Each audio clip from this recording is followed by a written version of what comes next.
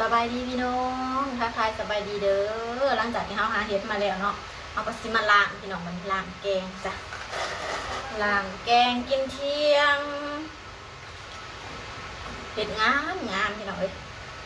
สะออนตัวนี้จะเป็นดอกเขา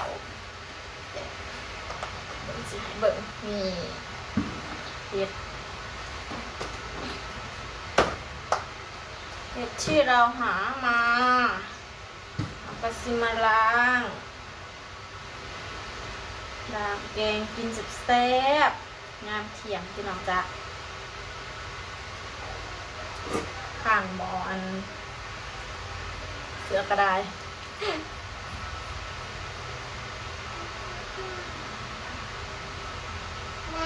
โดยคนสวยมาสบายดีนะลูกโอเคไฟดับผมมีสัญญาณลูกอยากเบิ่งไพ่จะมายับมามันไก่โพดยับมาไพ่จะมา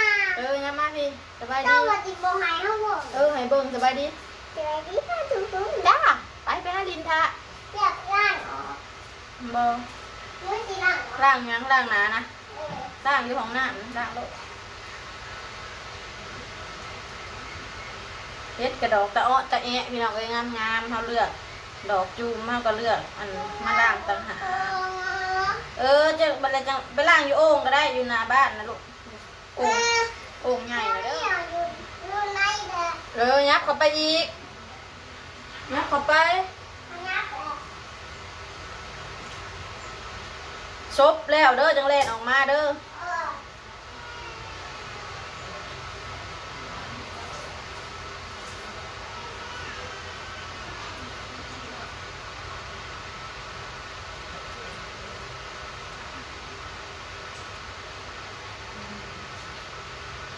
เต้าเลยแทนมาล้างซอยกันเด้อจะน้อยว่าหนามามันจะกินได้นี่มาเลยนี่ผมมาล้างซอยเลยพี่น้องสบายเด้อพี่น้องล้างเฮ็ดคลิปนี้ก็สิงของเรามีกินซิมเอามาล้างนอกล้างก็จะแกงไป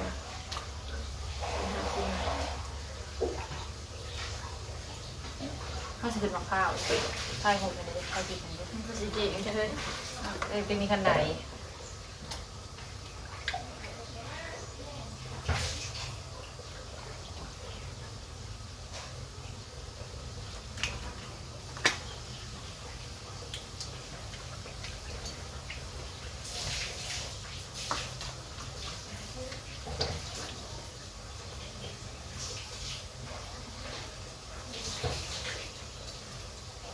เรือเบิ่งคือจังเย็นคือเสือเรื่องคือเสือเย็นอาจจะดี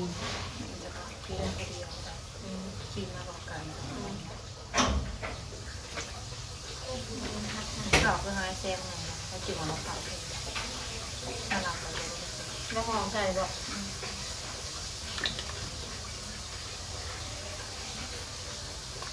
ตลาดได้น้องมือเนาะสุกแล้วบอกมันแค่กินแต่วันโหคือบ่ได้เห็นแนวใด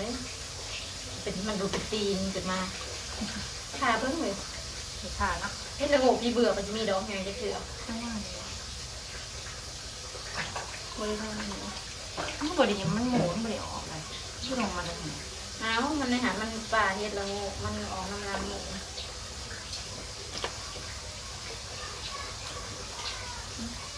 ไปจำไปเลยชิมนะเป็นน้ำได้ยังมา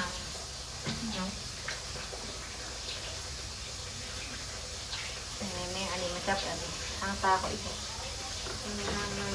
นี่เป็นประเด็นพวกแซ่บหักได้เลยสั่งเป็นหามาแล้วก็มาล้างพี่น้องเอ้ยเพื่อจะได้กินมื้อหนึ่งกินเลยเฉพาะหาอันเฮ็ดเมียงไต่น้ำหาเฮ็ดหามาเฮ็ดกินใส่ผมแบบเร็วผมออกอะไรไม่ออกแล้วที่มันหยิกแล้วมันงอมาใส่ป้าลืมเบิกบุรคน ไม่ยัง เอาจนเอาแหวนเฮ็ดแทนอันพวกโบ เอา กผม ล้างหัวเราก็หามาใส่นี่แหละมันปกปูสึกอยู่แล้วมันซี่ไงดิผมมันปูก็ล้างตามไปหน่อย เราไม่มีโบ ใส่โบกับบริมักใส่นะงามผมมันเรียบเลยดิขนาดโบเขายังเอาเป็นพาแวนโบแบบพาแวนนั่นเองนะครับจุดสั่งสีดำอะไรสีฟ้ามาเนี่ย ก็แทนคนโกะ มาดีใส่แวนคนโต ก็แทนคนโกะให้ยุบมาใส่ไปหาเฮ็ดถ้าปกหนาที่ซื้อบอก คืออาจารย์คือเสียงน้ำที่ทางเอาเต็มคลิปบอก ทำไปเลยไปเนาะ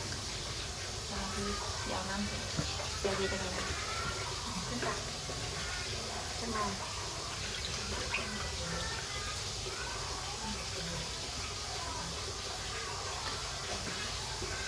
คือในFC ว่าเห็นแต่หม้อไม่เห็นอาหารเลย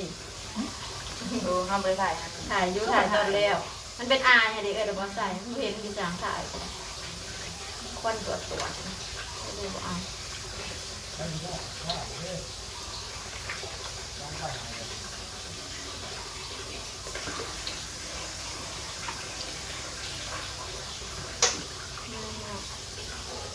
เวียดนามงัวไปแต่แซ่บไปแต่แซ่บสั่งเป็นเนาะเฮ็ดทานก็มีนี่เวลามันนั่งดิบนะมันก็ทำนี่บัดเวลาเอาไปอันแกงซุกแล้วก็ดำแบบคือถ่านเลย อันนี้มันยังมีสีขาวแน่นี่มันซุกหน่อยแบบดำคือดำคือ จะสมสื่อ ดำแบบถ่านเลยเนาะ เป็นเมื่อขอบนะมันจะมีเห็ดถาดนะน้ำเห็ดถาดเลือดนะ นั่นนั่นเองกระติก ดำดอกใหญ่กับที่มีสีแดงสีเดือด หนักมันยังอุ่นอยู่เลยยังหลุมเลยโอบไปให้มันขนาดตัวมันเถานะคะต้มน้ำหอนลวกพี่น้องเวลาเอาล้างมันจังบกหู โอ้สวัสดีเลย จะเอาไหม สตรอเบอรี่ หมอนะ ล้างอะไรพี่แล้วเลยพี่น้อง นี่ ปาดอีกให้ละโงกนะ คนจะมาแกงได้ เอาออกในน้ำนะลูก น้ำอะไรเลยสอง โอ่งด้วยค่ะ บางรู้ว่าบางตีนบางยังมาดูมันเป็นเฮลโมงอยู่บ้าง แม่นใช่ไหมก็แม่นอะไรแน่นๆให้ดีมันโล่งอยู่มันโป่ง ไม่อยากกินขนม ปาดอีกขนมในไซส์ไพ่สิมีขนมลูกที่ปาดอีก ไม่อ ว่าย ากกิน บ่มีเงิน เราอยากกินตัวแบบฝรั่งอื่นโบราณ ตัวนี้ชีหนึ่งพี่น้องดอกขาวตัวนี้ห้าสี หมาฝรั่งอื่น แกง โบราณน่ะแม่